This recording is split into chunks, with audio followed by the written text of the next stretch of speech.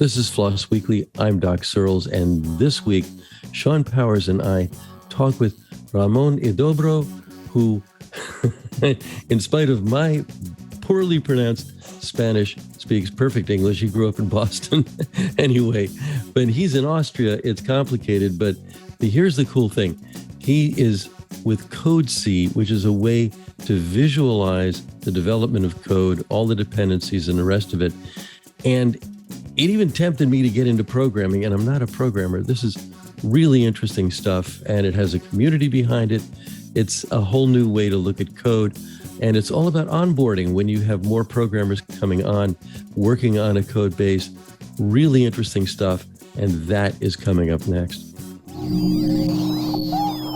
Podcasts you love. From people you trust. This is TWiT. This is FLOSS Weekly, episode 667, recorded Wednesday, February 9th, 2022. Open Source Onboarding. This episode of FLOSS Weekly is brought to you by Bitwarden. Get the password manager that offers a robust and cost-effective solution that can drastically increase your chances of staying safe online. Get started with a free trial of a Teams or Enterprise plan, or get started for free across all devices as an individual user at bitwarden.com/twit. It's time for the TWiT Audience Survey. The annual survey helps us understand our audience so we can make your listening experience even better. It'll only take a few minutes. Go to twit.tv/survey22 to take it. And thanks. Hello again, and good morning, good evening, or good whenever it is, wherever you are in space or time. This is FLOSS Weekly, and I am Doc Searls, joined this week by Shawn Powers himself. I'm in space and time, so I'm in space both. And time. And I am in Santa Barbara, where outside it is already 70, and it's going to be 81 today. And you are in the tundra. No. I'm in northern Michigan. I think it's actually in the positive degrees today. Really, it's above 0 Fahrenheit or minus. Yeah. Oh, it's still below freezing. It is. Mm-hmm. Doc, I lost you. Yeah, of course. Yeah. You haven't. You lost me or lost. Oh, I just lost your audio, but that's okay.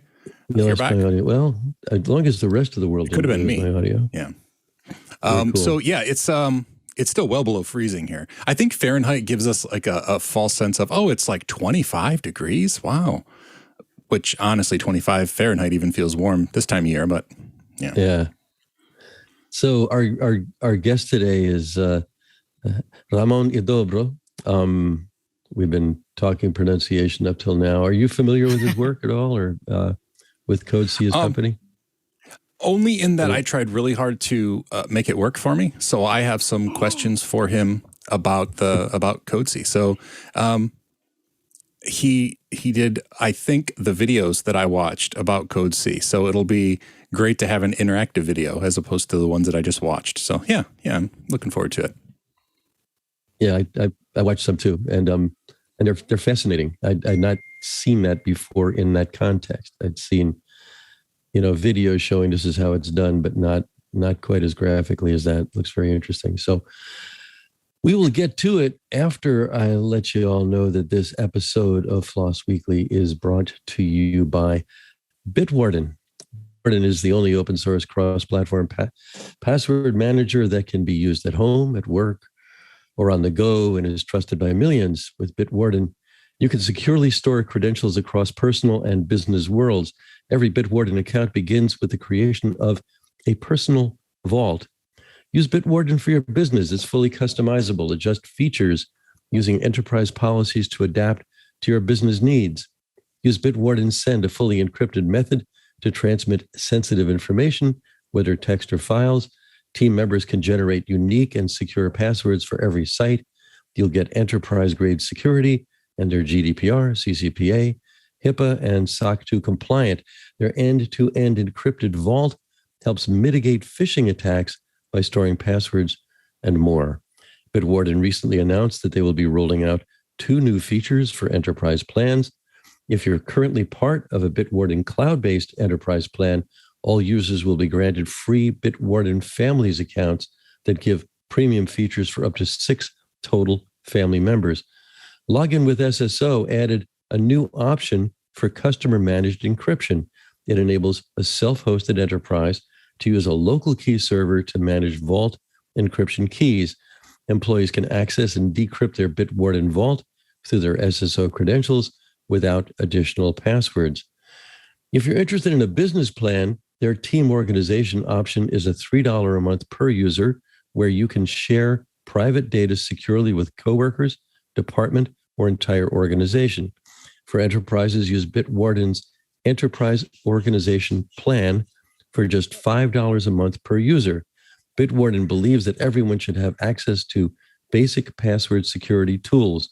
Individuals can use their basic free account forever for an unlimited number of passwords, or upgrade anytime to their premium account for less than $1 a month. And if you're looking for secure password storage for your entire family, their family organization option gives up to 6 users premium features for only $3.33 a month. Using Bitwarden Cloud, you can get started in no time. Monitor and manage security vulnerabilities using the Bitwarden Vault Health Reports. Identify exposed, reused, weak, or potentially compromised passwords, as well as any items in your vault with interactive 2FA.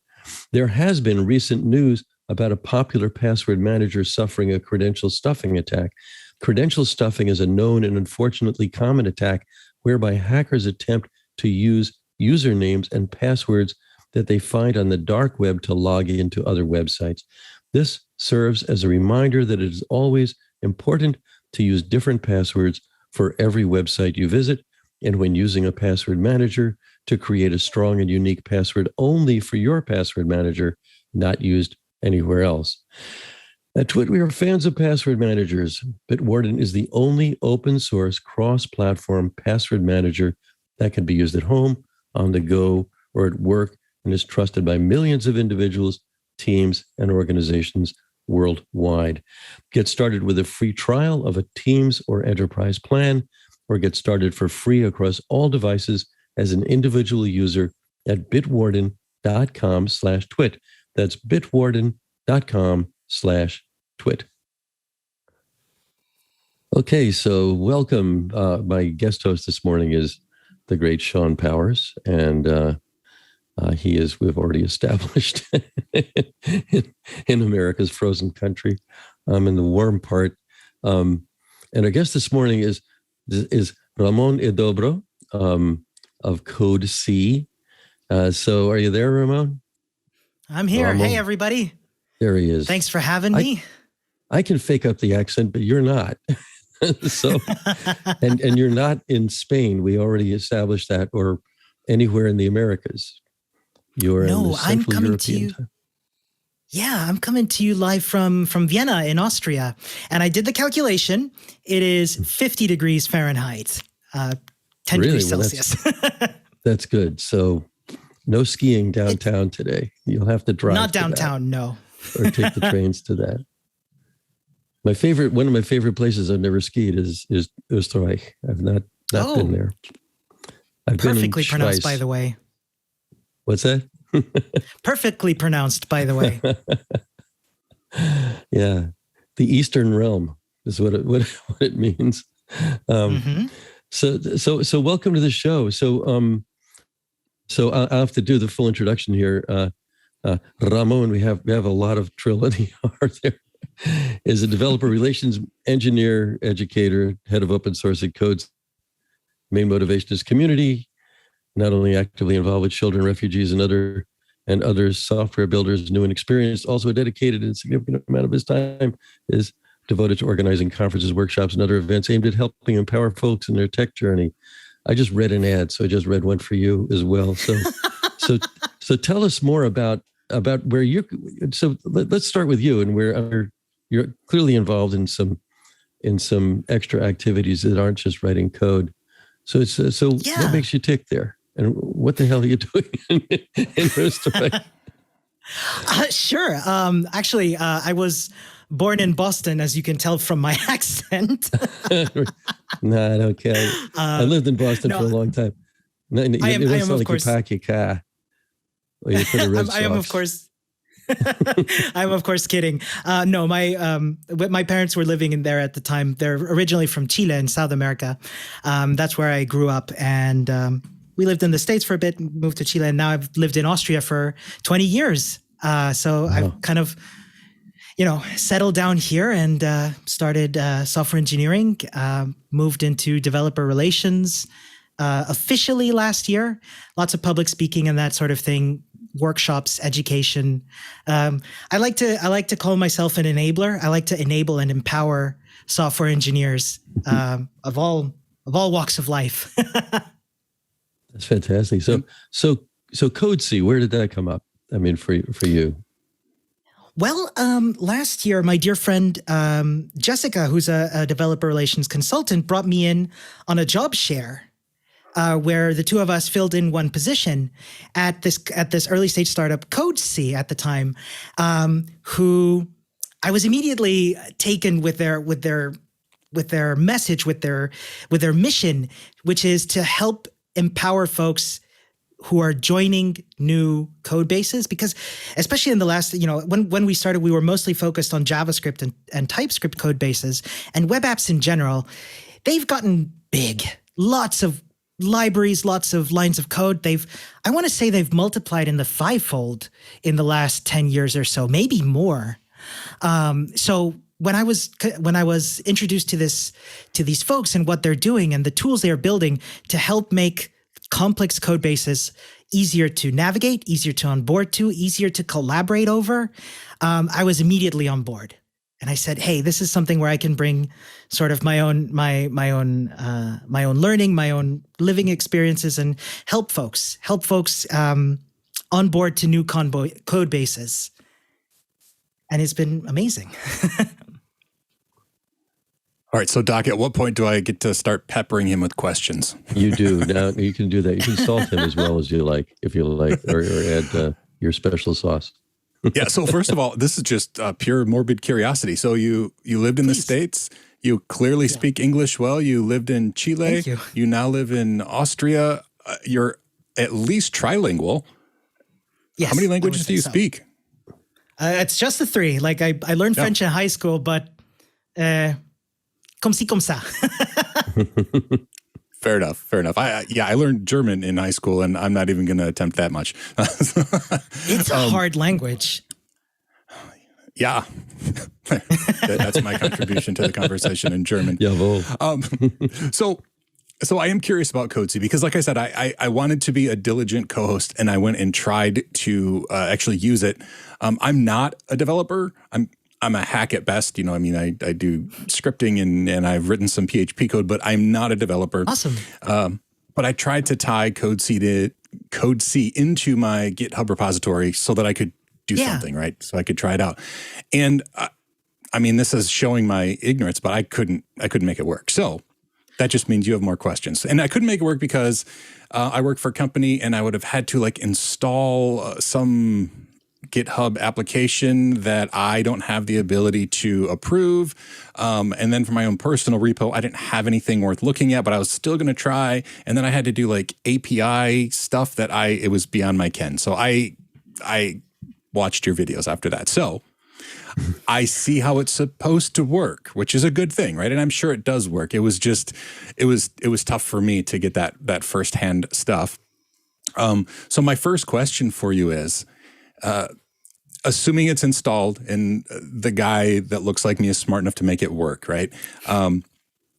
Is this is this one more thing for the dev team to do? Like manage the code and now also manage the CodeSee overview of the code? I realize that the idea of onboarding people by seeing a visual representation of how the things work is awesome, right? I've onboarded developers before and that would have been really cool if I could do more than okay, see this giant hunk of text? This is how it works. And use a stapler and a cup and like cram them together. This is clearly a much better representation. But is this like a new position? I mean, does somebody have to maintain this, these explanations and these labels? How much of it's dynamic versus how much is, the thing that you have to set up and maintain as a human being?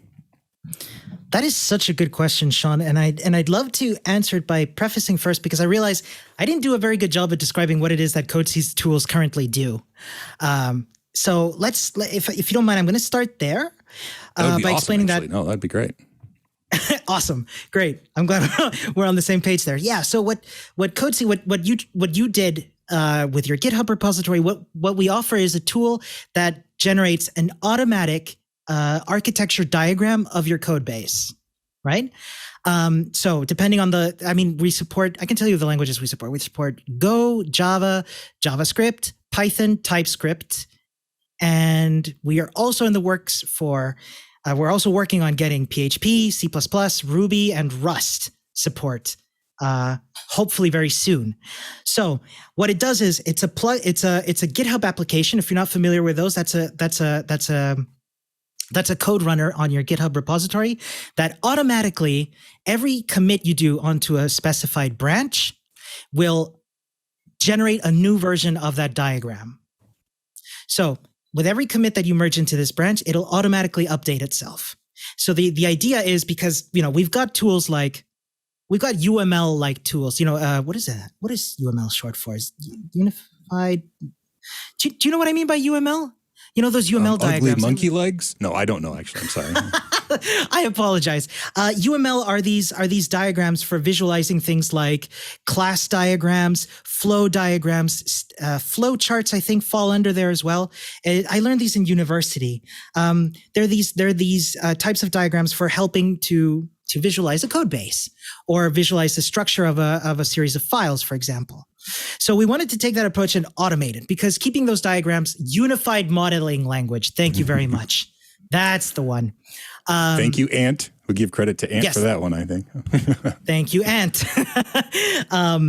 Yeah, so the idea was to remove that part of the automation, so that folks could just worry about what it is that this section of the code is worried about. So things like adding colors and labels and notes, and we've also got this feature called tours, where you can create visual walkthroughs of your code. So one thing is to have things labeled and colored out, so you could see okay, this is where this goes, this is where this feature goes. Why not also have a walkthrough, kind of like you would on a new app that you install? So you can be okay, start here, then go over here, then check out this part. Don't touch this part of the code because it will break, and I promise you it will break. This kind of thing, Yeah, Shawn writes that code. We don't talk about that code. We all do. Yeah. So what that involves, as you experienced, Shawn, is installing this GitHub app, which will require authentication on your GitHub repository to be able to do so. So if you're running an open source project, this becomes quite easy to do. At an enterprise level, what usually should happen is that you would have somebody in charge of that repository, perhaps a manager or something, install that for the team. Okay. So I heard you say that as you make commits and push the commits to GitHub, it updates. But if there's a new code, and not like in the same file, I mean, like not changing code in an existing file, but let's say there's a whole new something that is merged in, does that just appear as not labeled and tagged yet, like gray, for lack of a better word? And does the person just have to go in once to tag and reference and all that sort of stuff that new code that is added? I guess that's the part that I'm trying to figure out, how much of it is dynamically done behind the scenes versus a human being. I mean, if I'm a manager and I'm trying to introduce this to my team, how much do I have to assign a person to babysit the CodeSee stuff? Yeah, that's a very valid point. So if new modules, if new files are being added, they will show up as unlabeled, right? However, one other thing that CodeSee does provide for you out of the box is the ability to generate automatic insights into these files. Things like engineering hotspots, as we call them. For example, showing where a lot of activity takes place, where a lot of commits take place. You don't need to take care of that. You just flip a switch and that'll turn it on for you. Doing things like lines of code, seeing where in your repository you've got a lot of activity, not just activity, but also lines of code, a lot of which are the chunkier parts of the code base. You could get insights, those automatic insights into that too. Also see, for example, where you're seeing the latest activity or when these files were created. These are insights that are, as I said, generated dynamically. So some of it requires a little bit of maintenance. And one way that I like to think of something like this is not as part of a separate tool that needs to be maintained, but rather a part of documentation, especially when it comes to complex code base. We as developers know that documentation is critical to help onboard folks. And there's no better way to get good sorry, didn't mean to interrupt you. No, I was just going to say, all the documentation folks just groaned so loud. I knew it was going to be me. Now, I wouldn't even say that I would agree there, because I think as part of documentation, there's more to documentation than just, writing documentation, but there's also using documentation audits that are so critical to having a healthy, living, breathing code base. That having folks come on and say, okay, which parts of these are relevant, having different maps, because of course, for a single code base, you can have lots of maps. For example, areas of responsibility, which parts is ops responsible for, which part is, front end responsible for, which part is back end responsible for, and having those mapped out in different ways that folks can, keep an eye on which parts of the code are documented in which way. This is something that really excites me, specifically for open source software development. That's cool. And to be clear, that was tongue in cheek. I was just giving you a hard time about the documentation folks groaning. But no, totally. Have you found so?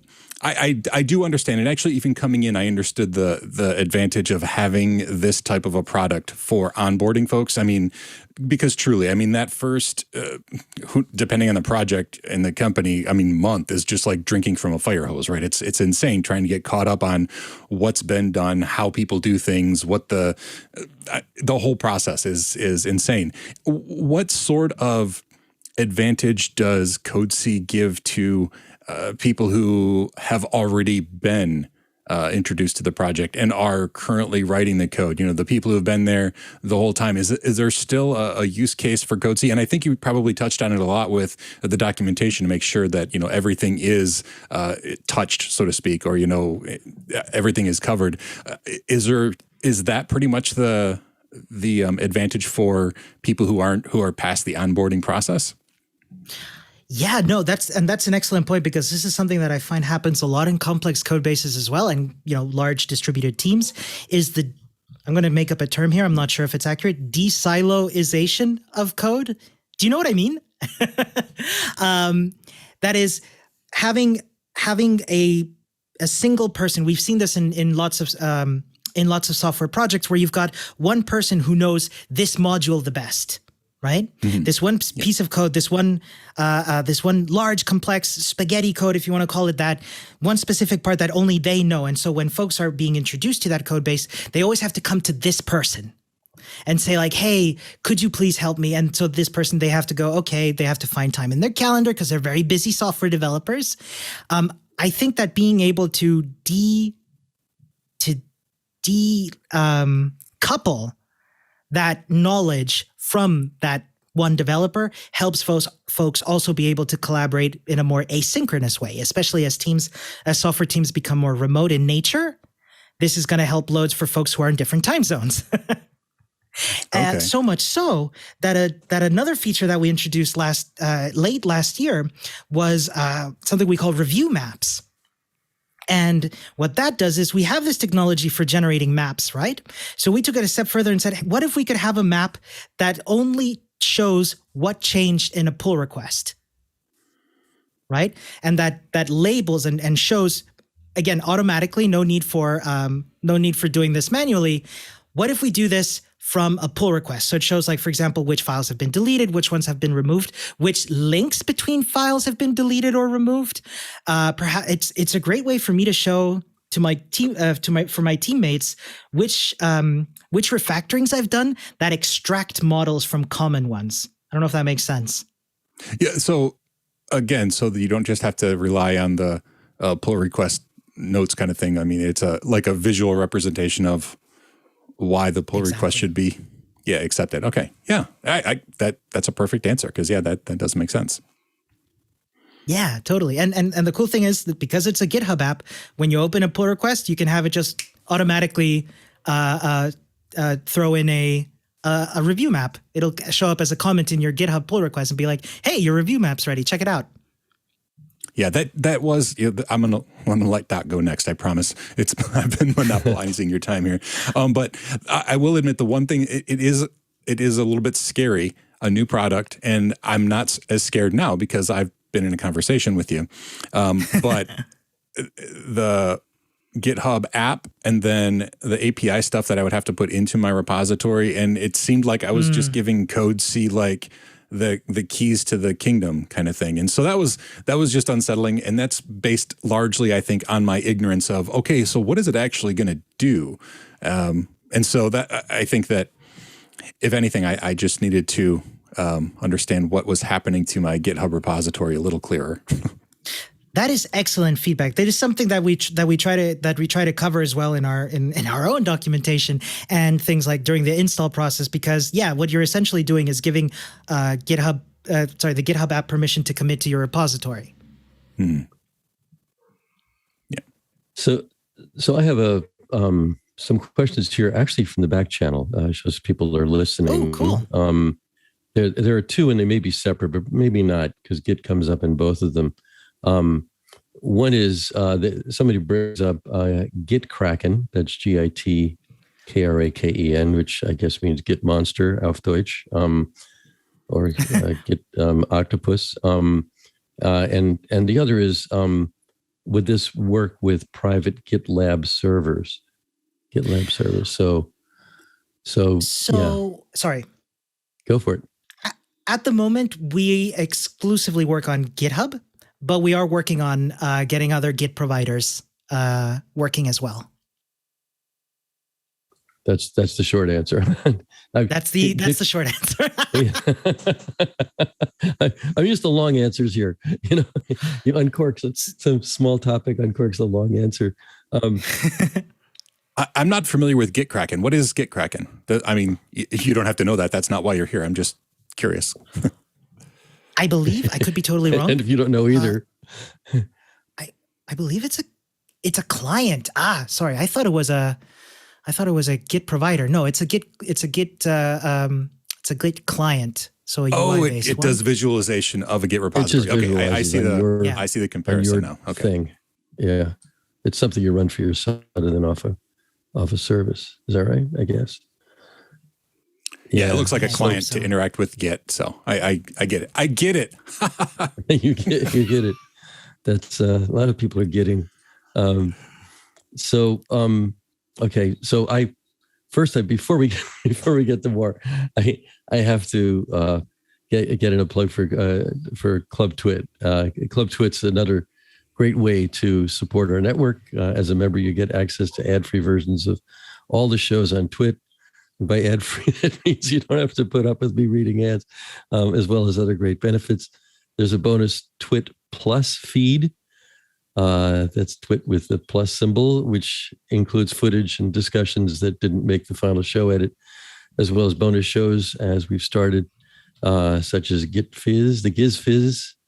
I'm getting on my mind, the Giz Fizz, and other monthly members only content, including AMAs and fireside chats. There's the community aspect. We have a really fun Discord server. For those of you watching, we were looking at a little bit of it earlier. That's available only for our Club TWiT members. Is it a GIF or a GIF? Ask the Discord. I'm sure you'll get a very passionate answer. So sign up for Club TWiT for just $7 a month. Head over to twit.tv, Club TWiT, and join today. So another another question. So, I mean, you've got a B2B sell there basically, and I'm wondering, what's your most, if there's a pie chart of your kinds of customers categorically, size of enterprise, whatever, what is that? How does it look? What are your customers like? That's a good question that I was not prepared for. Specialized. I would say we spent a lot of last year focusing actually primarily on open source. So being able to use our tools to help open source folks get ahead, helping maintainers. So my personal goal was to make maintainers' lives easier. I feel like there's a lot of work being done towards the contributor side of things. That's fantastic, but I was really focused on maintainers last year. But to answer your question, Doc, I realize I'm not trying to weasel my way out of that one.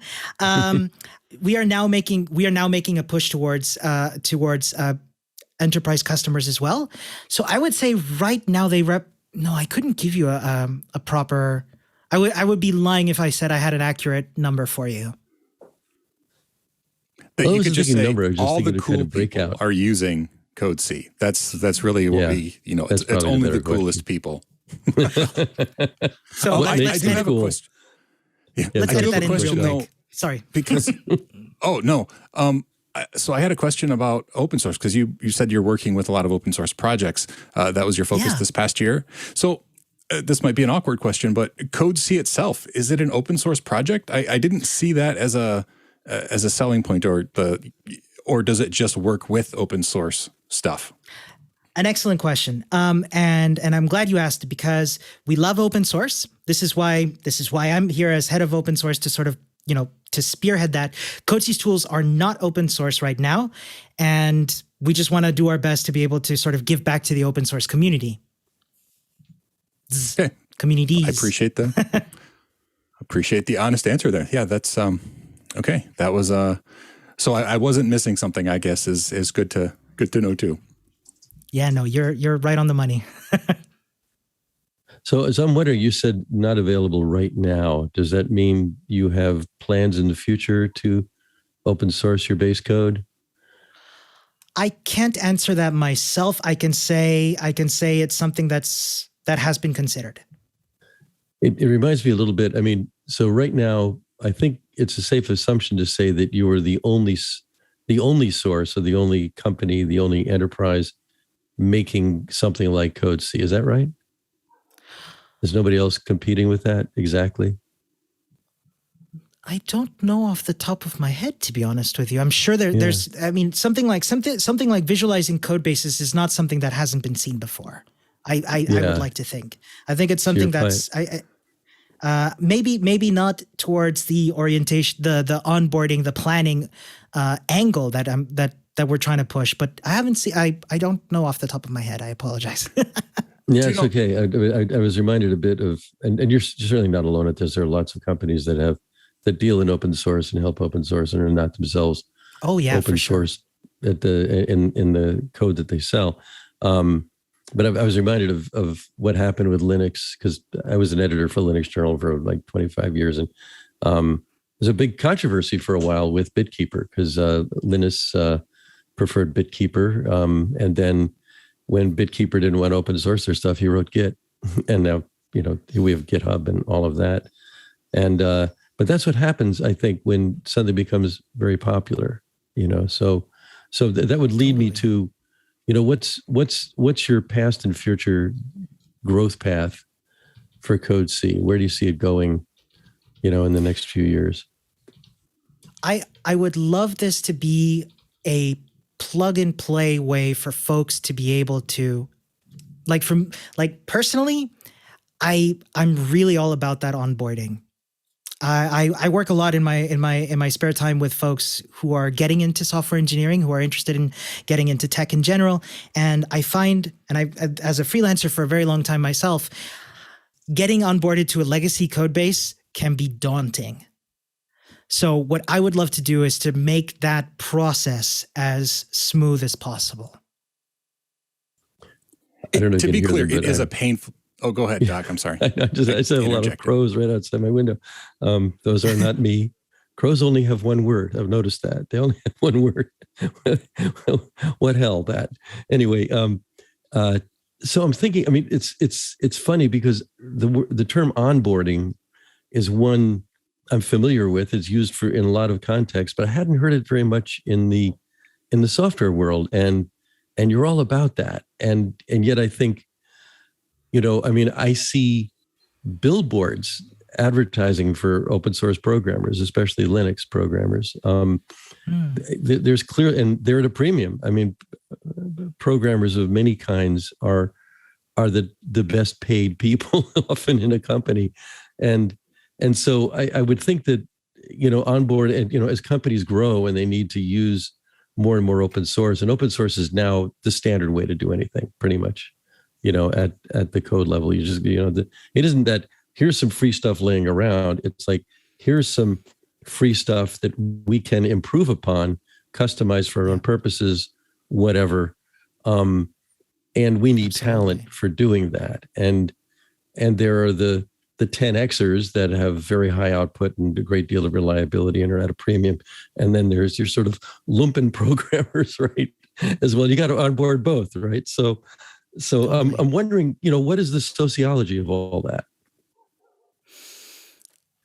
If I were to stick to that open source perspective, I would say that especially as folks hear about it, of course, given that they have the time and the resources to be able to contribute to open source, finding the right open source project for them is going to weigh heavily, in my opinion, on the ability to be able to enter that code base smoothly, to be able to make a contribution in a meaningful way that can be merged in, and inspired and motivated to continue contributing to that project. And of course, this, that's just the code side of it. Of course, to open source, there's so much that goes beyond code when it comes to maintaining a project, right? There's things like issue triage or advocacy for an open source project that I feel like with good onboarding, with good, and that's where I believe that sociology comes in. It's at the end of the day, I'd say like one of our biggest skill, one of the most important skills that I have as a software engineer is my communication skills. Soft skills are vital. Yeah, that's true. Doc was talking about onboarding, and I said early on, I'm not a dev, and that's true. But I'm painfully familiar with the onboarding process myself because I'm not a dev, but also, I mean, even if you are a developer by trade and you're comfortable with it, onboarding to a new project is just the worst. I mean, it's so difficult to basically read the mind of people who have either come before you and are gone, which is even worse than trying to, join a team that is already there and doing things in a certain way. So if the product CodeSee does nothing else but help with the onboarding process, I think it's awesome. But because I know how vital that is, the reason I keep asking about other aspects is because I would want a product like CodeSee to stay useful to the other developers so that it is maintained and up to date and ready to onboard the people when they come on, if that makes sense. And Gumby in the IRC channel had a perfect question that would make this a beneficial thing to users who have already been onboarded. And that is, does CodeSee allow you to, and let me see if I can find the exact question. I see that there's some up there. Do the maps they generate allow you to analyze like how sound a code structure is? Like, can you find some structural or other faults in code visually looking at the tools? So this is kind of like a really dumb thing that we did. Why did we do this? Now we can see it in CodeSee and maybe make those changes. Do the maps do things like that? Or am I kind of, with Gumby, kind of dreaming like a pie in the sky would be cool if? You bring up a couple points that I would love to touch upon because they're excellent. And thank you both for that question. Because there's a point, just because like I'm all about onboarding does not mean that there's stuff that we want to be able to achieve and accomplish for teams with CodeSee. One big one of which is planning. Using a code base to be able to say, okay, here's a pain point. For example, here's a pain point we want to refactor. Here's a part of the code base that we need to spend some time and being able, like one thing we're working on is the ability to draft maps so that you can sort of see, okay, if we add this module here, how would it work? And we could refer back to that as we're working on this endeavor, on this part of the project. That's one aspect. But to answer the other side of it, I'm very sorry, Shawn. Could you repeat it? Well, basically to see structural problems in the code. Again, I'm just hoping that CodeSee could be continually useful for developers who are there, so that it maintains its freshness for new people as well. That thank you. Yes, that's exactly it. I think being able to visualize your code base in such a way also allows you at a glance to, for example, see structural faults in your code. So for example, if you've got a module that you've got the best thing that I can do with an architecture diagram is see where it is that my dependencies are a complete and utter mess. I worked on Mac OS software for a long time in my career, and I made a complete disaster of it because it's so easy for files to depend on one another. And then I could work on my architecture diagram, and I saw that there was no formal structure to the interdependencies of different modules. Right? So by being able to at a glance say, okay, this is where I'm going wrong. Let's sort of rebuild this to have a say more formal. Let's use more dependency injection so that we could, structure a code a little bit better so that we could, come back at it and say, like, when we come back at it again and say, okay, this looks right now, So being able to find those kinds of faults, use them for code reviews. So, those code reviews maps that I mentioned earlier is going to be something that we'll just keep coming back to in the software engineering process. As we open a pull request, being able to see, hold on, you just added a dependency here that shouldn't be here. Let's address that. Being able to see that at a glance, as opposed to having to read the full pull requests worth of code, all of the diffs in GitHub, for example, just being able to at a glance say, like, hold on, that dependency shouldn't be there. Let's investigate why. That's something that I find is going to be super helpful as well. Okay, awesome. So yes, actually, that's another use case outside of the onboarding, which again makes me really happy because I think the longer it's useful in the development cycle or the developer cycle as a person comes in and continues to develop, I think the more likely that it's going to be maintained and kept fresh. I can't think of a better way to say it other than kept fresh, so that when the new people do come on, they get a good view of that. So if it can be used later on in the process too, that's just awesome. Oh yeah, for sure. Like this is planned to be something that helps at all stages of a project's development. So yes, like my topic is onboarding just because I'm so passionate about it, but that doesn't mean that it's not for stuff like planning, reviewing, debugging, being able to use a map to sort of debug. We've got some tools in there that we would also love to combine with maps to visualize the data flows of code. Yeah, like Shawn, why do you dump everything to a text file every time somebody clicks send? It would be bad to see Shawn's code in a visual way, I think. It's an incentive. I found myself incentivized to be a little bit more, let's say, disciplined about how I structure my code. It's interesting on the back channel. I say I'll definitely give it a try on my code. Might be scared of what I see, just like Shawn, right? Another one says, might anyone think CodeSee might help breathe new life into projects like SQRL that are not very active? That's an interesting one. I also want to get to some of the questions, some other questions, but you want to answer that one before we jump to those?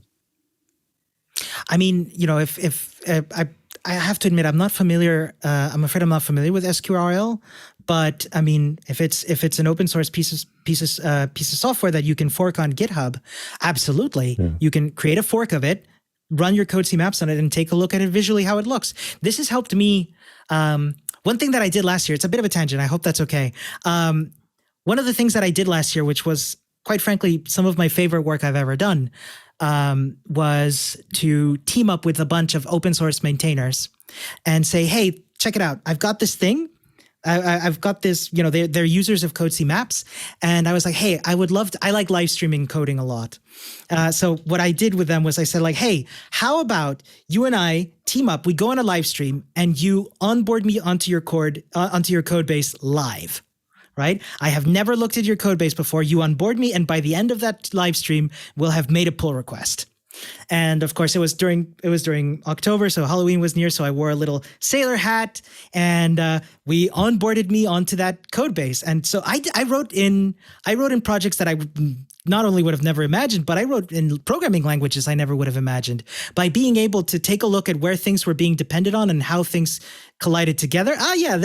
There's one that I did. Yeah, exactly. So I wrote JavaScript, I wrote TypeScript, JavaScript, Go. I'd never written Go before, but I wrote Go.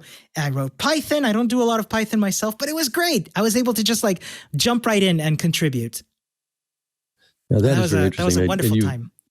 In your note earlier, you called that ensemble programming, which is interesting because I think most people tend to think of coding as a somewhat solitary thing. And, and it's interesting to me that you can, as it were, come off the bench to participate in cooperative code writing, and I imagine debugging, lots of other things. And that's a different thing. Is that in some way, especially around the visual side, unique to CodeSee because you have a way of visualizing dependencies and all the rest of it? Totally. Yeah. No, I'm again, personally, a very big fan of collaborative coding. I think like being able to collaborate and being able to offer my fresh perspective helps a code base, helps any code base. Our perspectives, getting into a new code base, help that project grow and become better over time. So supplementally, being able to say, okay, let's take a look at the code, see how things are structured out, being able at a glance to say like, okay, I want to, for example, if this were a React.js project, React being one of the most used front-end frameworks at the moment, being able at a glance to see like, okay, I see there's a special button component, being able to see if that's the one I want to use, just based on the fact of how it's imported from other modules, is super handy for me to be like, okay, nope, we don't need that. And I can find out, for example, I can use this icon component just by knowing that it's used in a bunch of other places as well. And at the same time, ask questions, because as somebody with a fresh perspective, I can come in and say like, for example, why are we importing a bunch of files from this folder when conventionally what I've seen is that it's done in another place, and open up those conversations that if you're sort of like, nose deep in the code, you're not going to have that, you're going to miss that perspective. So being able to sort of like zoom out a little bit and be like, oh, okay, yeah, this looks a bit odd. And be like, oh, if we wanted to add this feature, we might have to refactor something else here. Or, how we all have those pieces of code, the Here Be Dragons pieces of code where that, like, if you touch them, they're going to break and you can't explain why. Being able to show that in a visual way will be super helpful as well. Yeah, we call that Shawn's code in every project I've been part of. So, I mean, you're talking about jumping into a conversation and you have a community, and I'm wondering, where is the conversation? I mean, is it happening in a server you host? Where is that you can jump into where people feel comfortable about this stranger showing up, ready to participate? And we kind of want a better picture of what that environment is or looks like. Totally. Like, this is something that we started last year. It's called the OSS port, hence the maritime theme that we had going on. That's why I wore the sailor hat and all that.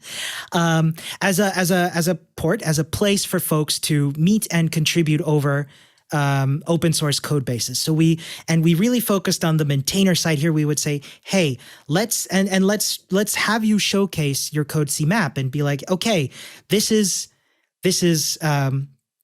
and sort of show structure things in a way that I feel like goes beyond what a base README can offer. So if we offer a little bit of structure for folks to say like, okay, here's where you can enter, for example, where your maintainers are based, whether you offer mentorship, whether you offer onboarding. If you want to offer some like one-on-one onboarding, here's a link that you can get in touch with us with. You know, if you use like a calendar automation app, you can plug that in and automatically have folks contact you and be like, hey, let's do a little bit of pair programming to onboard me. And I think with, you know, so much of what we do with open source is so asynchronous, and that's wonderful. But I feel like we can go beyond that by offering a place where folks can find the project that is great for them in a way that goes beyond just like, is it this programming language? Is it this framework? But also what kind of utility that project has. One of our closest open source partners, DistributeAid, is a humanitarian enablement and coordination project that we've been teaming up with since, oh gosh, it's almost a year now. So being able to do things like activism, humanitarian aid, having folks being able to find those projects is something that really matters to us as well. And something that I really focused on. So essentially, I got in touch with folks who had their projects listed here, and I said like, hey, you know, I'm working on this live stream show. Do you want to join in? And I think out of the 5 that said no, sorry, out of the 6 I contacted, I only got 1 rejection because of time, but everybody else was on board. Pardon the pun, it was not intentional, but like it was extraordinary. It was great that folks were so eager to have some random person just come in and join their code. That is helpful. I hadn't heard of DistributeAid yet, and I'm already like distracted by it. It is Way an to go, incredible Ramón. project. Get the host out of his mind. right there. So we're getting down toward the end here. There's some untouched things here. But one of the things you in your prep email, you talked about demystifying senior software engineers having all the answers from top of mind. And it seems like, I mean, there's part of the sociology of it. You're dealing with people who are know-it-alls. Is that what you're saying? And maybe they don't know as much as they could if they were visualizing what they're dealing with. Absolutely not. I am not trying to throw anybody on their bus. On the contrary, I think, you know, with experience, we learn these, we take up these skills, and we know at the end of the day, one of our other biggest skills as software engineers is problem solving, is being able to be confronted with a problem and saying, hey, how can I solve this problem with software? No, what I'm really been harping on about for the last couple of years when it comes to this myth that as senior software engineers we have all the answers is something that I notice a lot. I work a lot with folks who are, as I said, I work a lot with folks who are interested in getting into software development. And one thing that I notice a lot of them think is that we as seniors have all the answers. That if they say, hey, this is broken, can you take a look? And I just come in and in 5 seconds go, oh yeah, there it is, broken, I'll fix it now. And that we know the syntax to every kind of function call. This kind of thing is something that's just not really realistic. And I don't think that's a bad thing per se. If anything, having that clarity for people who are getting started in software engineering, I think is so important to show them, hey, you know what? I don't have all the answers. One of the things I do on the side is I teach a free JavaScript bootcamp for folks who are interested in getting into JavaScript. And I was doing that. So I do these live stream lessons. And during one of them, I got incredibly stuck on one of the exercises. I spent a harrowing 20 minutes trying to solve this one problem. And it's because, like, you know what? My head wasn't in the game at the time. Or maybe like I misunderstood the exercise. And I thought that was a disgrace at the time. I honestly, I went and had dinner later that evening, and I thought I messed up. But you know what? I got messages from people saying like, you know what, Ramón, that was one of the best things I've ever seen, because it showed me a realistic scenario of what developing software is like, where you get stuck and you proverbially bang your head against the problem for a good while. You spend a ton of time looking stuff up on your favorite search engine. You look stuff up on Stack Overflow, and how important it is to, one thing I love about live streaming in general is that it's becomes really easy for me to describe what I'm doing and my thought process out loud. And I feel like that's something that it's again falls to that communication aspect. It's being able to communicate how it is that you solve those problems. And that's what we do as software engineers. We solve those problems. That was kind of a rambly answer, and I apologize. It was a really good answer though, because I think that's vital. Those are the skills that we don't see, that we just don't see, right? The banging your head against the wall, and live streaming or live podcasting, video podcasting like this is where those sorts of things happen. And so I appreciate that. And yeah, I understand why you were frustrated that night, but good on you for not giving up on the whole concept, because while it forces humility, I think that makes us all better people and better at succeeding at our jobs when we know that failure and trying again is really how it's done. Totally. And we've all been there at some point. So we generally end with a series of questions. One is, are there any questions we have left unasked that you'd like to answer? And one that I'm looking at right now is the value of non-code contributions.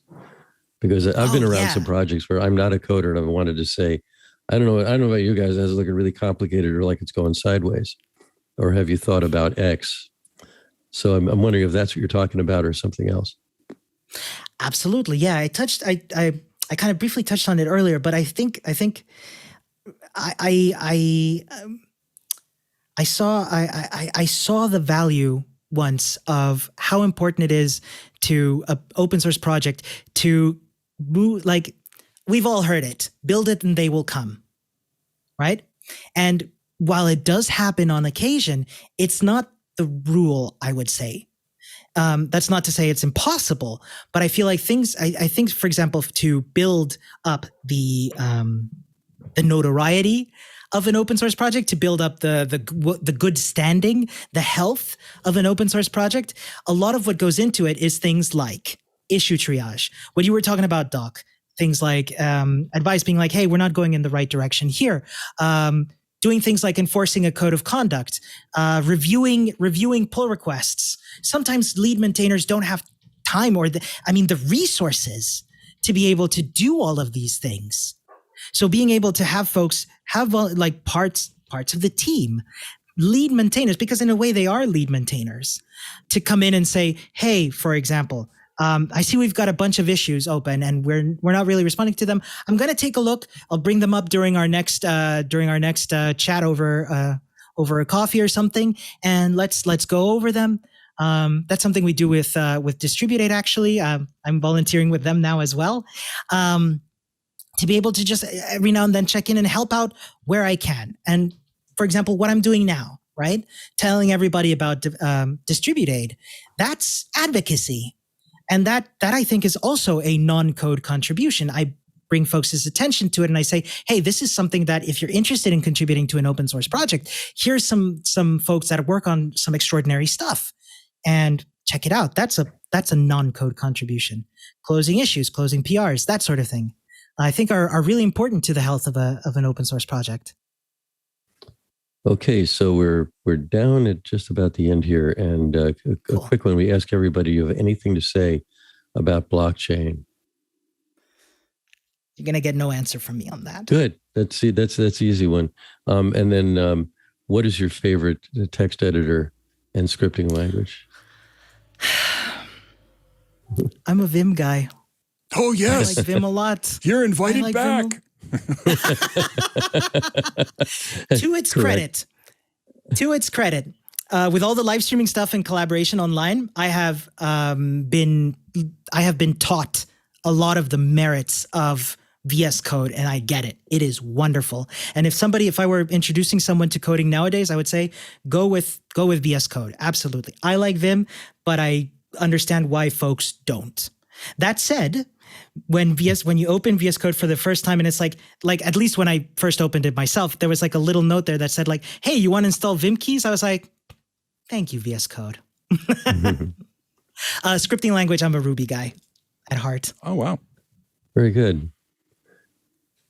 Excellent. Well, it has been awesome having you on the show. And we you. tell It's everybody been we like to awesome. have him back, but we're feeling it here. So, That's very kind. you've been a great It's been a guest. ton of fun. Oh, thank Yeah. you. Thank you. Yeah, it's been a ton of fun, and I would absolutely love to. I also had a great time. You're both wonderful hosts. Thank you. Thank you very much. Yes, thank you. So Shawn, how was that for you, dude? Oh, that was cool. You know what? The questions that I had were answered and beyond. I might actually try again just to play with my own code. But during the conversation, I kind of thought more about how the product could continue to be used, which of course I talked about in the IRC channel. They brought up good points, because I think really the key to this being something that a project, be it open source, closed source, whatever, for them to be able to use it effectively long term is to keep that CodeSee stuff fresh. And if there's a use case beyond onboarding, I think that's a recipe for success for that. So I'm encouraged by that. Yeah. Yeah, I'm a very, very visual person. I mean, it's funny because I write for a living, but I'm not just a photographer. I want to visualize everything. And I think, and so mind maps, I like mind maps. I like outlines. I like, I like drawing on whiteboards from one box to another. I'm not big on just lists. And it is the kind of thing that actually would tempt me to code. We're younger and had more time. So I think it's a great tool. I'm really curious to see if any of the audience picks up on this. And I hope Ramón sees a little bump in usage there. So next week we have a tentatively scheduled Rob Lagesse, who I knew from his work at Rackspace, but is doing other things now. I go back all the way with Rackspace to when there were two guys in the dorm, and so there's that. And so Shawn, what do you got to plug there, dude? I got actually something really cool. So I'm making video content again, not just here at TWiT, but I just finished a first full series, Linux Essentials. So if you want to learn about Linux, the Linux Essentials course is like the very basic stuff to introduce anybody, regardless of their background. And there's a link in my lower third when it gets back there. It's just snar.co/Linux. It'll take you to the playlist on YouTube. It's all free. It was fun. I've enjoyed making content again. There I am. Yeah. In the same office that I am right now. So anyway, yeah, check it out. Again, it's free. It's on my YouTube channel, and I'm excited to be making content again. So yeah. I will endorse Shawn's work, because I think Shawn was certainly our biggest video star at Linux Journal for many years. And when Linux Journal was, its full self. And it's always weird for me I never call anything I did content. I always thought content was packing material, but I give up. Well, some of my content might be best used as packing material. I don't know. I know. I was always discontent with the term content. Anyway, so thanks for joining us, everybody, and we will see you next week. If you are looking for a midweek update on the week's tech news, I got to tell you, you got to check out Tech News Weekly. See, it's all kind of built in there with the title. You get to learn about the news in tech that matters. Every Thursday, Jason Howell and I talk to the people making and breaking the tech news, get their insights and their interesting stories. It's a great show to check out, twit.tv/TNW.